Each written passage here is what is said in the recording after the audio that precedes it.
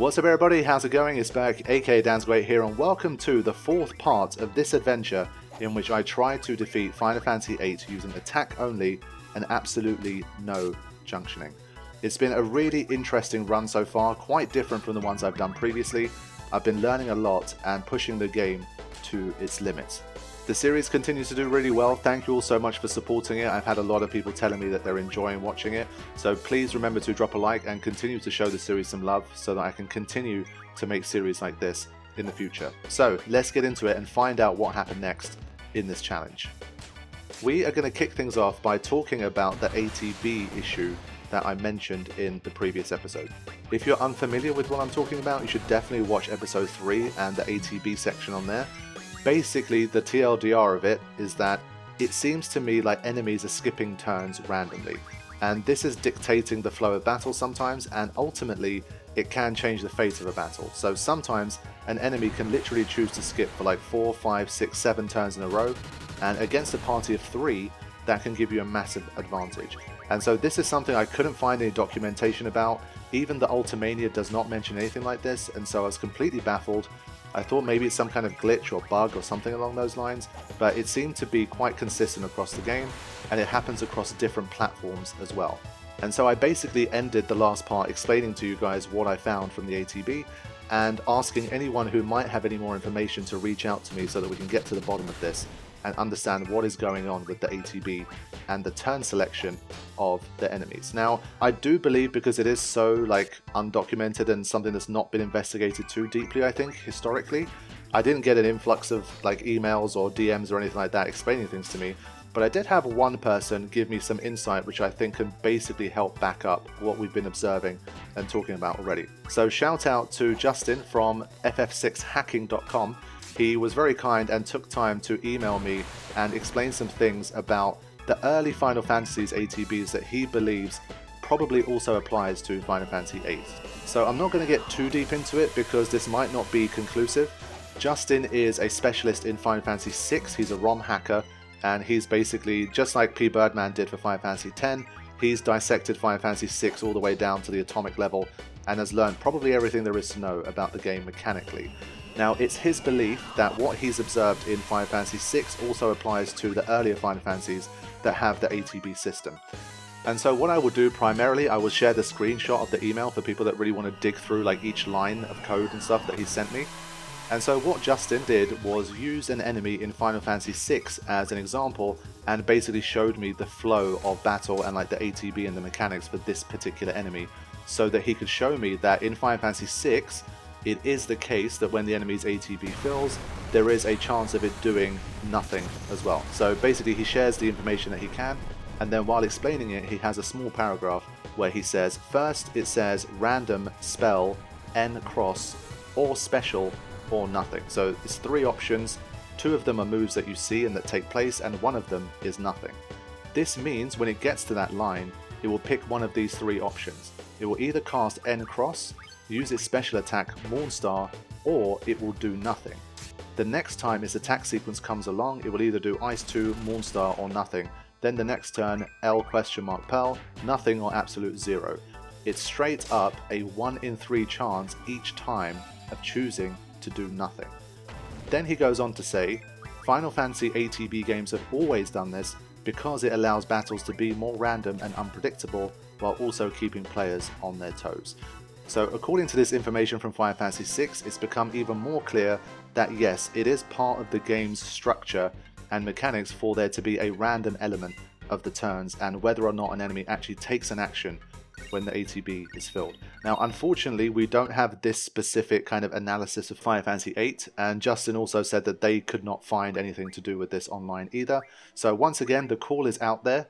If there's anyone that knows how to hack Final Fantasy VIII and look through all of this type of data, if they're able to find anything very conclusive, like we have for Final Fantasy VI, to confirm that enemies do indeed have the chance to skip turns, it's just built into the mechanics and is randomized, that's something I would love to get concrete confirmation of.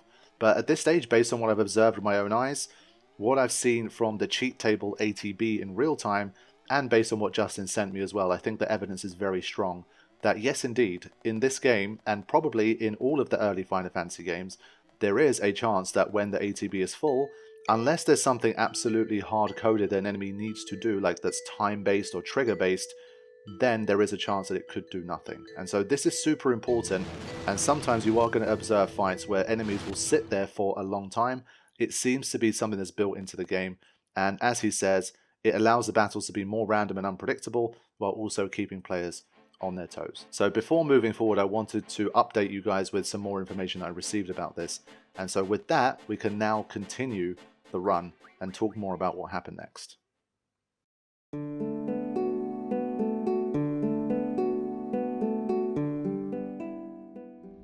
Alright, so the last thing we did was to defeat Ironclad in the missile base, and once that is done, we get control of Squall, Irvine and Quistis, and it's off to Balam Garden to get into some more fights and continue Disc 2. Now, here we have some level of freedom in terms of being able to leave Garden and go to somewhere like Balam, so we can upgrade weapons, for example.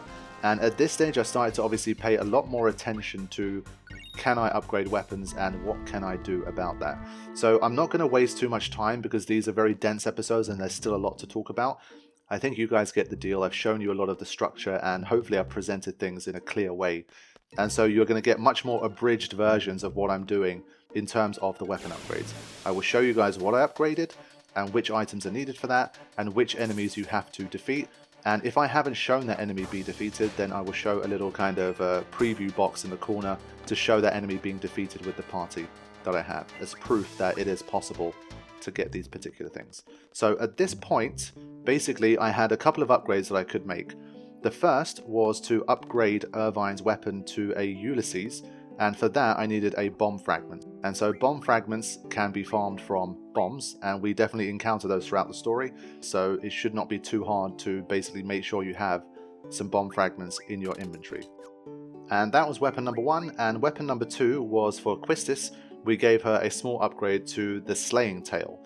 And for that one we needed a sharp spike which can be obtained from Armadodo. So we could fight plenty of those in the Tomb of the Unknown King, and so just make sure you have enough to make that upgrade later on. So those were the main upgrades that I made, and then it was on to Balam, where once again things got interesting, because at this stage I was very much like going through the game almost blind. Like I didn't remember what the order of events were, which battles were mandatory, and so I was kind of just going in and seeing what I could do. And so once we re-entered and the fights began, in my head I was like, okay, I probably have to defeat all of the different battles here in order to proceed forward. And so the first place I happened to go was the training center. And when I was there, I ran into a T-Rexor fight. And T-Rexor is the kind of enemy that from basically level 1 all the way through to level 100, it's too powerful for your party and it will outscale your party members. And so it's, at this stage as well, it was way too powerful for me. I gave it a go and I was still pretty much nowhere near, and I failed. So I was concerned because at this stage I was like, shit, I have to basically fight all of these like faculty guys, and they all basically summon a different enemy, and if I can't beat T-Rexor, then that must mean I'm stuck, surely.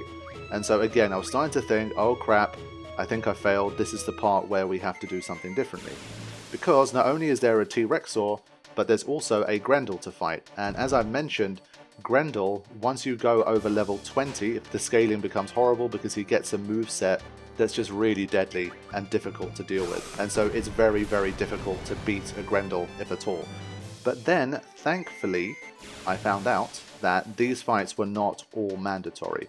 And once again, that was what made the difference. Thankfully, you do not have to fight the Grendel in order to be able to progress the story. And so in the background, I am showing you guys some fights that I had to do that were mandatory, but they're against enemies that we've already fought, and thankfully, even with level scaling, they're not too bad. And so I fought through the faculty members and their summons. We are going to move forward to what happened next, because this is where once again things started to get much more difficult and much more interesting. So let's proceed forward to where we basically start the underbelly of Balam Garden.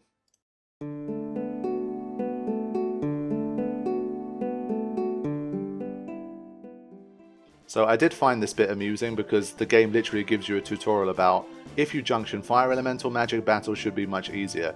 And I was thinking, no. So we will see once again how far I can get without touching any kind of junctioning.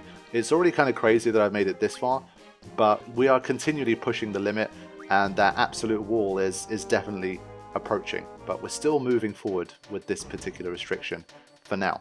So in this underbelly kind of area, there's actually some favorable encounters for us. First of all, we can defeat enough of the things here that if we need to level up, it's something that's feasible for us to do. So this is the kind of situation where before coming down here, you'd make sure you have, like, you know, lots of potions, lots of high potions, lots of tents and all of that kind of stuff to give yourself enough to basically heal while you're doing this leveling. But not only can you defeat the enemies here, once again our friend the Blood Soul is here, and at this stage we all know what this means. It means that we can prep for the next battle by having all of our characters potentially zombified. And so this was great because the next battle to come was gonna be quite a significant problem. So let's have a look at the next battle that is mandatory and kind of see where we went from there. Okay, so I'm at level 17 for Quistis and Irvine and level 32 for Squall. This is like my start point for this particular thing. And obviously I generally try to keep my levels as low as possible in case of unfavorable scaling. So let's have a look. We have to face 2 Oilboyles. Quistis comes in with the first move, 71 damage. Immediately answers back with 189, so it's not too bad because she's zombified, she's taking half. Squall with 177, and then Irvine with 64. So we're doing about 300 damage for all 3 of us. Now that Oilboyle that did 500 was of a higher level, and so without zombie plus higher level, that was not the best. So 500 damage is already looking very bad, and then Oil Shot comes in, which does 1000 damage, kills him, and can also afflict darkness as well. So here's another Oil Shot. It seemed to just get 2 moves in a row, so I just completely reset here. I wasn't having that, and I was like, okay, this is a problem. So the first attempt already, I basically gave up very quickly, and I very quickly realized that with these levels, it probably wasn't going to be enough. So a little bit more information about the Oilboyles. They cap out at level 26. They have 4,988 HP. So basically the 2 of them together have 10,000 HP we have to take out. And as you've seen, their attacks are quite devastating. And there's an attack that you haven't even seen yet. And so basically what I'm showing in the background is me kind of running some tests, trying to prep and seeing what I could do. So the first thing that became clear, basically I need all 3 of my characters to be zombified here. And that is already quite tough. Like the RNG needed to get all 3 of them zombified is definitely heavy, but it's definitely doable. You just have to reset a lot and basically just wait for the RNG game to give you the 3 zombies that you need. Now for transparency here, at this stage, when it came to getting all 3 characters zombified, once I proved to myself that it is possible to get all 3 of them zombified, again, to save myself time, I didn't sit around for an hour trying to zombify everybody without them taking much damage. And so I started to use some tricks to basically hack in the fact that they're all zombied and they're close to full HP. So it's definitely doable, but again for me, I'm more interested in the fight and how the fight plays out and creating content, and so I skipped the RNG grind for being able to get all of them zombified, but it's definitely doable. And so that was ingredient 1. Ingredient 2 was that it became pretty apparent to me that we have to, again, go past the level cap to fight these guys. When we're at similar kinds of levels, they just overpower us, and so the only way is to get ahead. And so again, I'd already proved to myself that I can sustain here, like I can keep fighting, and thankfully because we have that sort of linear progression system where you only ever need 1,000 experience to get to the next level, it is the case that you can stick around here for a long time and just fight your way through and reset if you take like big damage or you get KO'd or that kind of stuff, and basically slowly grind your levels up. So in real life, like if you were playing this on like a PS1 and you had no tools, you had no nothing, this would be like a really big grind here. That side of it is 100% true, but this run is very experimental, and so for me, I don't care how long the grind is, it's more of a, is this possible? And so ultimately, the second ingredient was to find that sweet spot for the levels where we could overpower these guys enough to defeat them before they took us out with their deadly moves. So again, in the name of moving things forward and not making this take like 25 hours of content to explain, I'm going to show you guys my first winning attempt against these guys, because as I've been talking, you guys can see some prior attempts, But we will see the first winning one, and then I will show you guys what I did afterwards. So let's go for this fight once again, but this time I'm going to have 3 zombies and my levels are going to be much higher. Okay, so for this attempt, Squall was at level 70, Quistis 55, and Irvine 55. So we did that kind of linear scaling. This would be a huge grind. So you can see Squall's at almost 3000 HP, Quistis 2200, Irvine 2200. But even now, with this giant a grind, you can see Quistis is barely doing double damage, and so is Irvine here. So it's really rough. Like, the strength just does not scale up very well with your level. It's all about junctions. And so, yeah, this is still going to be quite rough, but we are obviously doing a lot more damage than we were the first time. But because these guys are a higher level as well than the first time, you can see, again, I'm taking more damage. Quistis took about 200 last time, she's taking more now. We also have this Sonic Wave attack, which is not reduced by Zombie, and it hits everyone for that much damage. So you can see why ultimately I felt like I really have to just completely overpower these guys, and I don't really have any other chance. Expecting to get through like all of their HP while not seeing multiple Sonic Waves, not seeing multiple oil shots, all of this stuff, it just felt completely like out of reach. And here I paused the game because I'm like, these guys are getting so many turns, there's no turn skipping. I've had attempts where, again, they sit there for a while. So I was deliberating whether to actually just reset. For some reason I didn't, and it was a good thing I didn't, because then things started to turn in my favor. But for now, you can see they're moving pretty fast, like they're getting quite a lot of turns in, and we're not having a situation where the party's getting like 6 turns, 8 turns, 10 turns back to back. Now, once you've taken away a certain amount of health, they start to counter with Oil Blast, which is also a problem. And so a lot of their moves is just big damage that you can't really do much about. And so Oil Blast, you can see, it does a percentage-based hit.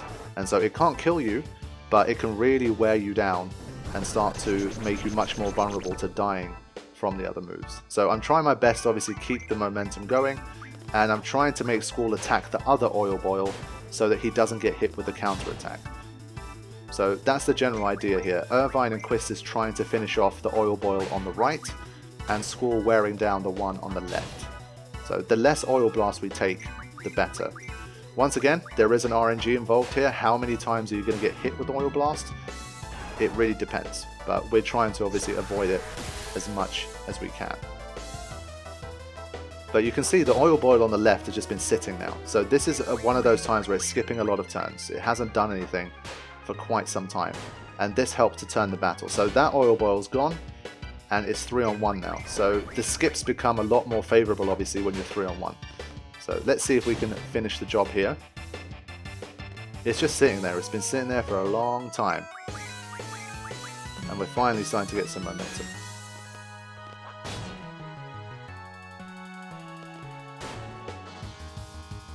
So now it decides to do Oil Blast. Thankfully it was on Irvine and not Squall.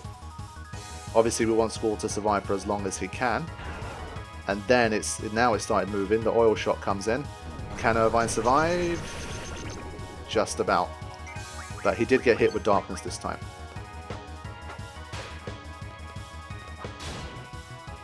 But we were doing much, much better, and we actually had a chance here. But still, even at this stage, depending on what it did, like how many counterattacks, whether it used Sonic Wave, it could definitely take us out. I had battles where I saw Sonic Wave like 3 times, and then I had battles where I nearly killed them and I saw Sonic Wave 0 times. And so again, that's also quite a big factor. How many Sonic Waves does it use? But we're getting closer. Oil Blast, this time hits Squall. Thankfully he's got enough to survive another hit afterwards, which is coming right now. Does he get hit with the darkness? He does not, which is good for us. More damage. Once again, a reminder that when Squall is under darkness, he does less damage. Yes, he still connects every time, but he doesn't get the critical bonus, so he does less damage. That's why it matters. But now he started moving. Like, now he's not sitting there. If you've noticed, like the last 5 or 6 turns overall in the battle, it's been a lot more active. There you go. A lot more counterattacks coming in. It's actually taking an action when his HP, when his ATB fills up. And getting very close now. And there we go. We killed it. So it took 3 zombies and Squall being up to level 70 and the other 2 at level 55 to be able to do it. Now, I did win with a little bit extra in the tank, and we got hit with quite an early Sonic Wave, and I was thinking, surely like this RNG wasn't that great. We need to basically keep the levels as low as we can, and so can I redo this battle with lower levels and still make it through? So I ended my recording session here, and then I came back to fight Oilboyle again, and this time I went with lower levels.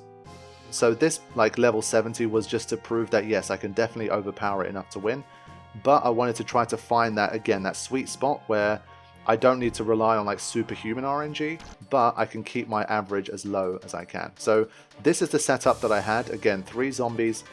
This time Squall's at level 65, Irvine and Quistis are at level 50. So yes, this would be obviously a big grind, but not a grind that is impossible. And thankfully, again, Final Fantasy VIII is a game that allows you to make that grind a bit more reasonably than the others, because the experience requirements don't continue to go up every time you go up a level, which definitely helps. So let's quickly see this particular attempt. I'll probably run this in double speed just so you get an idea, but these were the levels that I ended up beating the Oilboyles with. So it was a really tough battle, and as soon as I started seeing stuff like Sonic Wave, I really started to think that, again, even if I really I go to level 100, they might just be too strong with the Sonic Waves and all of the darkness they can inflict and all of that kind of thing. But thankfully, the 3 zombies, plus being level 65, 50 and 50, and some good RNG of course, as always, were enough to get the job done. So I think all things considered, I was pretty happy with that, and I could start to move on again and think about the next battle. So while I continue to show Oilboyle here, the next battle is going to be against NORG. And initially what I did was, obviously after I beat the Oilboyles, my HP was very low, and I thought to myself, I need to heal up, I need to get my zombie back, so go fight some Blood Souls again to try and get 2 or 3 zombies, and then go into the next battle.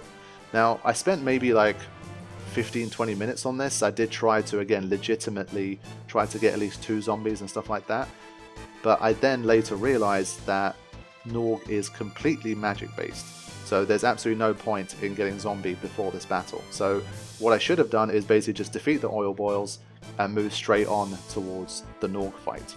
And so let's have a look at NORG and see what we're working with. Okay, my friends, the first battle against NORG. This was one where I didn't look up like the strategy or anything like that. I just went straight into it. I thought to myself, I've over-leveled quite a lot here. Either I can just blast it out, or it's going to have a moveset that's going to completely overpower me anyway, and I won't have a chance. So let's see how attempt 1 went against NORG. Now, at first I was like, shit, I forgot that I can't even target NORG to start with. And he gives you like the little kind of explanation at the start here. I decided to generally ignore the advice and just push forward and try to see how much damage I could do to the pod and NORG himself. So I knew that when it goes red, it uses magic, but I also thought, initially I thought that it did different magic based on which color it was, and like red was the worst one kind of thing. But I thought, let me just attack the middle bit and do nothing else, and just see like what spells is it casting, how powerful are they, and how much damage can I do to NORG himself. So the defense is clearly quite high when it's in this state, but I think it has 2000 HP at the level cap. So eventually you wear it down, but there's the first red pod here. Let's see what it's going to do.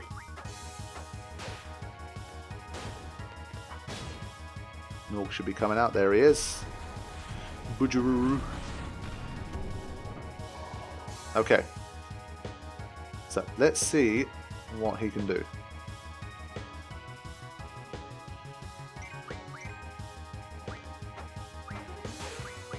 He uses the water spell. Let's see what kind of damage we got here. Obviously zombie's not going to help. 391. I thought that's not bad. I mean, for the level that I'm at, if I was, if I somehow found a way to beat the Oilboyles at lower levels, the water spells here would probably get me in the end.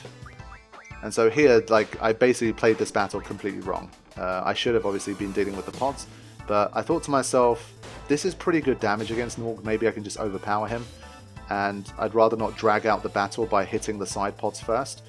and so I just kept going for it. Obviously, his main spell is water, and then he does one other spell that we're going to see probably soon. Now, in terms of HP, NORG has a level cap of 27, and at that level he has 12,200 HP. Now, here comes Psycho Blast. This attack is a problem, 1,000 damage and no way to reduce it with anything like Zombie, of course. And so basically, once you get the pods under control, which I will do in future battles, you need to deal with water and you need to deal with Psycho Blast. So 12,200 HP to take out, and can you do that before these two spells take out your party? Now, thankfully, because he doesn't hit multiple characters with his normal spells, it's not too bad. But if you leave the pods and you ignore them and they stay red, then you're going to see what starts to happen here and how the battle goes out of control. But seeing like the 450 damage from Squall at this stage, I was thinking, okay, like we are doing like, that's what, 650, 850, even 12,200 is not that bad. But the red pod comes in with a tornado, and 400 damage isn't massive, but it's like, I was quickly realizing, yeah, you probably should stop these pods from going red and play it that way. But I thought, I'm deep enough into the fight that let's just give this a go. And still finish him off, because Squall still had 2,400 despite everything, and he's doing the lion's share of the damage. So that's the general gist of the first attempt. It took quite a long time, so I'm going to move forward here. Basically, yes, you can do quite a lot of damage, and you can get quite close, but it's not a good idea to try and do this fight without attacking the pods. And so eventually, I got poisoned, and everyone got taken out. I was slowed, and just too many things were stacked on top, and I was taking too much damage, and so I couldn't finish him off. So let's move quickly on to the attempt in which I did win. Right, so this time we're moving ahead to where NORG basically comes out of his pod, and what I'm going to do every time one of the side pods goes yellow, I'm going to try my best to prioritize it and attack it. Now, my initial idea was, because Squall is doing so much damage, use Quistis and Irvine only to attack the side pods, and Squall always focuses his attacks on NORG to do maximum damage. So that's how I decided to do it. I think I screwed up one time where I let one of the pods go red and I couldn't sort of finish it off. But in general, playing it this way was obviously much, much safer, and we got the job done.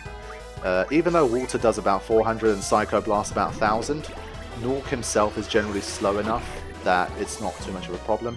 And even if you're taking time to attack the side pods, you still have plenty of time to deal with NORG. So I think if you get bad RNG and maybe he uses he picks on Squall a lot and he takes Squall out quite quickly, then maybe you'll have a problem. But in general, NORG actually ended up being easier than I thought thanks to the pod mechanics. Like, if somehow the pods were not targetable, or they had like a really big health pool where unless you took out that health pool, then there was no other way to stop them from attacking, then we would have had a very different battle. But thankfully, because we can basically negate like 80% of the spells that can come our way as a result of targeting the pods, it made the battle much easier. And obviously at this stage I have leveled quite highly, and so I will skip forward to the end of this battle because you guys get the point. And I was able to defeat NORG, and still the adventure continues with no junctioning at all. So this was, at this stage I was really like, damn, I really did not imagine that I would get this far into the game. And obviously you start to get ambitious here, because early on it just seems like so potentially impossible to do, and even getting to like disc 2 or like this stage of disc 2 seems so far-fetched that you just think it can't work. But every time I've been finding a way through with like some kind of preparation, some kind of leveling past the cap, and obviously RNG as well. And I was like, maybe there's some kind of chance I could really take this all away, or like, you know, to the final boss, to the final dungeon or something like that. And so I definitely started to believe at this stage that I really could take this all away. And so let's see where my dreams are eventually going to be shattered as we move forward in the challenge.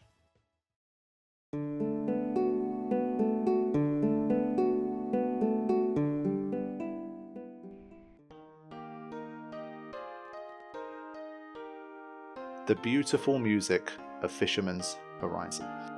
There's two things to talk about this time around. In Fisherman's Horizon you can encounter 2 enemies that give you things which are useful for upgrades later on. So if we don't have them up until this point, or you couldn't get them up until this point, these two items are definitely useful to get. So the first one is there's an enemy called Sam 80G. The way I see it written, I just call this guy Sam's Go 8. This guy, as is almost always the case with random encounters, there's the one that's above your party level average and there's the one that's below your party level average. The one that's below is a relatively easy kill, and so because there's a save nearby as well, you can just keep resetting if you need to. Like if you keep getting high level variants, or you're taking a lot of damage, or you don't get the items that you want from the encounter. And so this guy, you can defeat him to get dragon fins, which can be useful for upgrades. So that's the first thing that I made sure I did. Once again, in the background, I'm showing you guys that these guys can be defeated and farmed for whatever number of dragon fins that you want. And that's the first one. The second one is an enemy we've seen already, but there's another opportunity here if you haven't farmed up until this point. It's the Gim or Gym 47N enemies, these like yellowy, goldish kind of mechs. Those guys, the ones that are of a higher level, they can drop something called a Dynamo Stone. And Dynamo Stones are useful for Irvine's Bismarck weapon. And so those are the two enemies I fought while I was in Fisherman's Horizon. First Sam's Go 8 for the Dragon Fin / Dragon Fang, and then the Gim 47N for Dynamo Stones. So those are the two items that you will see get utilized later on, and that's how I got them. After that, it's time for Ironclad fight number 2. This one has a slight problem because its HP is lower than the first one that you fight, and it doesn't have soldiers popping out of it afterwards, but you do have a mandatory soldier encounter prior to it, and those guys can potentially be problematic and drain some of your HP. Another problem here is that you basically can't have zombie coming into this fight. And so even though we do have Squall this time, who can do a lot more damage than the characters who faced the first Ironclad, there's some factors here that are potentially equalizers. So we need to have a look and see how things went against the soldiers plus Ironclad Battle 2. So I'll show you the end of attempt number 1. Squall was the only one left standing. We got relatively close, and so I was already pretty sure that we could do it, but it just wasn't quite enough. We got attacked a bit too much, and once the beam cannon started coming in as well, we ended up getting overpowered. So it's the same like moveset as last time. It has the Gatling gun, and then it has the beam cannon. So it's going to be quite familiar, but the first time around I didn't quite have enough in the tank. So let's see attempt number 2, which was already the winning attempt. So first off, we got the usual 3 soldier setup. Thankfully, as I say, even though they do have some scaling, they didn't seem to be particularly tough, and we took them out relatively quickly before they could do too much damage to me. Especially because I failed the first time, I did want to make sure that, like, if I had a bad RNG attempt where these guys happened to get like all of their turns and they used like a lot of moves, and I lost, say, 500 HP off any particular character, then I would have definitely reset for this one. But thankfully, as you can see, they haven't had a move yet. So when the skipping is in your favor, like, it really changes the battle. It's pretty insane. 1 move. So basically 3 on 3, and it only performed 1 move. Like, the other party only performed 1 move collectively. So it's pretty nuts. But hey, I'm not complaining. So we took him out, and we almost have a full health party against Ironclad 2. Let's do it. Okay, here we go. Once again, look out for the amount of turns we get in between its turns. There's 1. There's 2. 3. 4. 5 and 6. At this point, it's almost guaranteed it's skip turns. If we've all got 2 sets of turns, it's definitely skipped, because we're not like double fast. That's 7, 8. So we only faced 1 attack from the previous set of enemies, and now we've had, this is our 10th move in a row. 11, 12, still just chilling. This is what I mean, like, sometimes when it gets bad, it gets bad. It's ridiculous. That's 15, and we've had our second critical as well. We've basically almost won the fight, and it's done nothing. 16, 17, 18. It's unbelievable. 19, 20, 21. Finally, it decided to move. Like this one, Psych was actually watching this one. I streamed it on the moderator Discord just for like him and Erica. and they were just watching along as I was recording my stuff for this, and I was like, you guys are seeing this, right? Like, it's one of those things where like it has to kind of be seen to be believed. It skipped so many turns, and again, it's just chilling. It's so ridiculous. Like when it hits this RNG of the ATB, it really is insane. Like, we couldn't believe it while we're playing through. We're just like, what on earth is going on?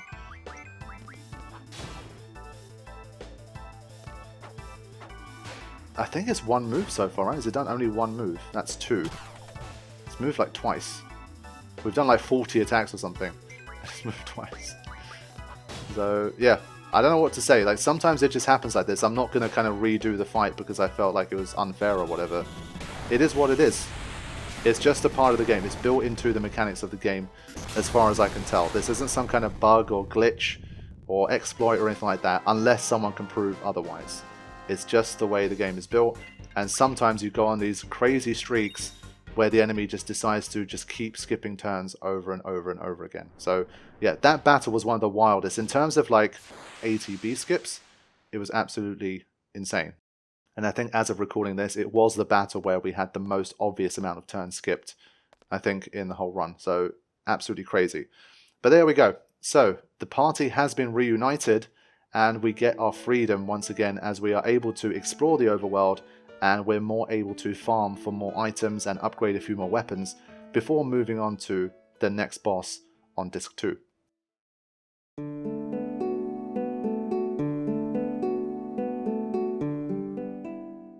So from here, because of the sheer amount of freedom, I obviously did some research and I tried to find which items are obtainable and which weapon upgrades are possible. So once again, let me summarize them for you here. The first thing I did was to pick up some dragon skins from Anaconda. In the overworld, you can find encounters where they're on their own or they're with two weaker enemies. If you have two Anacondas together, because of their scaling, sometimes they can potentially just basically take you out. But if it's the lower level variant and they're on their own especially, it's a pretty easy kill. And so you can farm them for dragon skins if need be. So that's one of the first things I did. The second thing I wanted to get, I would have loved to have get, is something called a Fury Fragment. But based on the research I did, basically the only semi-realistic way to get them was by defeating a Grendel. That pesky Grendel has a lot of really good upgrade materials, but you need to beat one that's over level 20. So when its level is below 20, its moveset is much more favourable and you can actually defeat it. But above level 20 it was just so difficult that I basically gave up on trying to farm a Fury Fragment at this point. So I couldn't get one of those. Other than that, we could actually start to fight Mesmerizers now. And Mesmerizers drop Mesmerized Blades. Those are needed for Squall's cutting trigger weapon, but also for Rinoa's Cardinal. As we've seen so far, Rinoa is incredibly powerful and she is basically attackingly one of the most useful characters we have in this challenge. And so the more we can strengthen her weapon, the better it's going to be for us. And so that was one of 3 ingredients needed for the Cardinal. The other one was a Cockatrice Pinion, and these can be obtained by fighting Cockatrices. They're not too bad, they do have some petrification attacks, but the enemies that they appear with are pretty weak, and so they're definitely ones that you can defeat. And once you do, they drop the pinions quite frequently, and so you should be able to get those as well. And the final ingredient is Sharp Spike, and these can be obtained from our friend the Armadodo. We've been through that one already. And so with those 3 items, you are able to upgrade Rinoa's weapon to the Cardinal as well. Now the final thing that I could have gone, but I hadn't gone up until this point, was actually Ochu Tentacles. And so this is one where I had made a mistake. I should have fought them earlier on. I did defeat one earlier in the playthrough, but I didn't get an Ochu Tentacle from that win. And it was a relatively easy win, and so I thought to myself, this might be one of those enemies that I can basically still defeat later on. But as it turns out, when I returned with my higher level party, it basically kind of opens up with Ochu Dance no matter what, and it slows down your characters immediately, and the scaling is quite rough. So at the levels that I had, even the lower level variant was over 10,000 HP, and so a mix of like slow plus poison plus darkness plus having that much HP and relatively strong physical attacks, even when I had like zombies prepped and that kind of thing, I just couldn't defeat the Ochu, and it was getting really frustrating. So it ended up being one of those where I went back and I retested with a lower level party just to confirm that I can defeat this guy. And even at levels below 20, the Ochu can still give you Ochu tentacles. It's something you'd have to obviously farm a little bit for. I think it's the second tier of rareness, so it's not like super rare to get one. But for me at least, it was one of those where I was much better off doing it early instead of trying to farm for it now. So that's how you get the Ochu tentacles. You kind of have to prepare a little bit in advance for it. So if you're trying something like this, don't do what I did. Don't wait too long for it. Fight those Ochus earlier on and pick up the tentacles so that you can upgrade Quistis' weapon using them. Okay, so after all of this work, let's have a look at where we are at for now. Rinoa is a level 35, which is nice. Squall is at level 68 after some of the farming that we did. She has the Cardinal, he has the Cutting Trigger, Zell has a Maverick, Irvine has a Bismarck, Quistis has the Red Scorpion, and Selphie unfortunately has the Morningstar. Her upgrades are quite difficult to get, but you're seeing that we have a nice spread of levels here. We have Rinoa down at level 35, which is useful for us because she can keep the average level down against the enemy, but because she punches very high above her weight, she's a really good one to keep low. So my goal was always to at least try to keep Rinoa as low as possible moving forward. And so these were the general levels and stats that I had. Let's see what happened next when I returned to Balam. So there's a lot of like back and forth and find the captain and all this kind of stuff, but there is a shorter way to do it. Apparently if you just run in and out of the area. This might have been something I ended up doing in my LP as well, I forgot. But basically if you can just run back and forth from the hotel area to the main bit, they eventually just basically let you through anyway and you trigger the fight. But here is where I faced the single biggest challenge of this entire run so far. And so I'm going to show you guys this first attempt and then leave things at a little bit of a cliffhanger because I don't want the episode to be super long and I want you guys to have something to look forward to in the next one. So what we are going to do is we are going to fight Raijin in front of the hotel. Now this was one battle where I knew from the start that I could be in very big trouble. The reason for that is, unfortunately, we have been talking a lot about level caps. This is the first true individual boss that you get in the game that is not level capped. Now, I don't know why.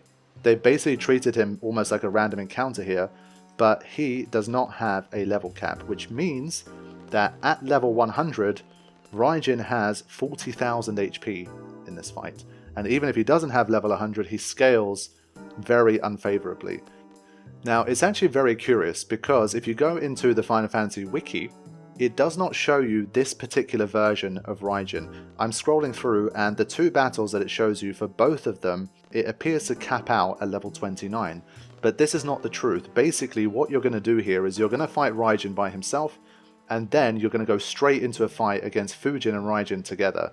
In that second fight, he does cap at level 29, and that gives him 11,600 HP. But for the first battle where he's with the two soldiers, his cap is 100. Because I had access to a really good GameFAQs post, which basically had a list of all of the boss's HP and their level caps when you encounter them, I already knew that Raijin was going to be uncapped here. So to get an idea of how his HP scales, the formula is whatever your party average is, you times it by 400. So this means that if your average is 30, he's going to have 12,000 HP. If your average is 50, he's going to have 20,000 HP, etc. And so this is already a massive problem. So the task that we're facing here is to somehow even defeat Raijin by himself with this type of level scaling, because obviously his strength is going to go up, his defense is going to go up, he's going to be an absolute beast because he's not capped. And two, if we somehow find a way to defeat Raijin, you get no breaks, there's no chance to heal, you have to fight Fujin and Raijin together afterwards. And even though they're capped, Raijin still has 11,600 HP to take out in the second fight, and Fujin has 8,700. So collectively, we're probably going to need to take out about 40,000 HP without healing in order to be able to win. And so let's have a look at how this first attempt went. I was pretty sure that there was no way through this one, and so I didn't do any grinding or messing around to get 3 zombies in the party. I just got 2 of them and I left Rinoa without zombie, and I just wanted to see what the hell was going to happen. So here is the first attempt against Raijin outside Balam Hotel. I'll need to have a look and calculate the levels and stuff, so I'll write whatever his HP was in the top left here if you're curious. And he can just deliver a high potion there, I mean, compared to our damage output, a high potion is a problem. Cardinal, 289. I mean, considering she's level 35, that's brilliant damage. But, I mean, Raijin healing for 1,000 there was definitely annoying. But thankfully, these soldiers don't seem to scale very well at all. So the soldiers are kind of all over the place. Sometimes they scale to 100, sometimes they cap. It's very kind of, it's inconsistent. It's a bit hard to look up because they're such a generic enemy. But generally from the eye test, you can see that they're not hugely scalable. Now, 497 on a zombie, that's a big problem. Like, that's a lot of damage. And remember, we have a good, like, at least about 25,000 HP to take out here. And then we have to do it all again in the next fight. He gets a nice critical there, just a casual 1,000 damage on someone with a zombie. And his defense, as you can see, is very good. Renault is only doing 150 damage and Squall only 276. So his defense is very high, his HP is very high, and his damage is very high. So it's like, well, where do we go from here? Because he scales terribly. I don't think I can realistically make it this far without having these levels at least. And so I can't just say, okay, he scales badly, so I'm just going to reduce my level here. Renault takes 1,000 damage there. So I can't reduce my levels. Because of the scaling, I can't just come in at level 100. That's not going to help me. I can't upgrade my weapons any further than I've upgraded them. Even with zombie, we're taking too much damage. Like, even if Renault was zombied here as well, we're just so far away from being able to do the damage that we need, and then being able to survive the next battle, that it's just kind of pointless. So at this stage, I genuinely 100% was like, there is no freaking way that I can defeat this guy. Like, there's just no way. And even if by some miracle I defeated this guy, there's absolutely no way that I can defeat Fujin and Raijin afterwards together. It's just impossible. I'm completely stuck here. And so I was really starting to think ahead to, like, okay, now that we can junction, what's the first things that we're going to do and how are we going to overcome this guy, even with junctioning allowed. So that's generally where I was at. It really did seem like we hit the end of the line here. But I am going to leave you guys with a cliffhanger, because I think this one's worth, like, showing in quite a long format and explaining and all of that kind of stuff. I am going to end it here. I will be sharing, obviously, what happened with this fight in the next episode, especially for people that get to see it on Patreon early and that kind of stuff. Please try not to spoil it for other people. I think it'll be fun, like, especially if you haven't already figured out what I did. I'm sure some people have, but if you haven't, then just stay tuned, and I think you really will enjoy what happened here in this fight. And yes, obviously, I'm going to tell you guys that I did make it through, but it was one of the most interesting fights I've done in a very long time. So I will leave you guys with that. Sorry to do it on a cliffhanger, but I've already shown you guys a fair bit, and I do want to kind of keep this one for the next episode, because it was basically the highlight fight of the entire run so far. So I kindly request your patience. If you do want to see it a bit earlier, there is the Patreon early access. But for everybody else, I will see you guys in a couple of weeks for the next part of the Final Fantasy VIII attack only challenge with no junctions, to see how I managed to get past what I truly believe to be basically an impossible battle after that first attempt. So I will see you guys soon. Thank you for all the support. Hope you are continuing to enjoy the series. And once again, if you are somebody who's able to basically hack and prod into Final Fantasy VIII's mechanics and its data, and find out objectively if there is a randomized element of the enemy selecting turns, then please send me that proof if you can find something like that. I would really appreciate it. It would be nice to get a definitive black and white explanation of what exactly is going on. For now, the best that we have is that we have proof that it happens in Final Fantasy VI, and we have the eye test proof that turns are skipped, but we don't have anything official or anything that's objectively shown in the code of the game to let us know that this is definitely what is happening. And so to get that kind of clarity, I think would be nice for me and for fans of the game interested in this kind of stuff. So I will see you soon. Thank you for watching. Take care.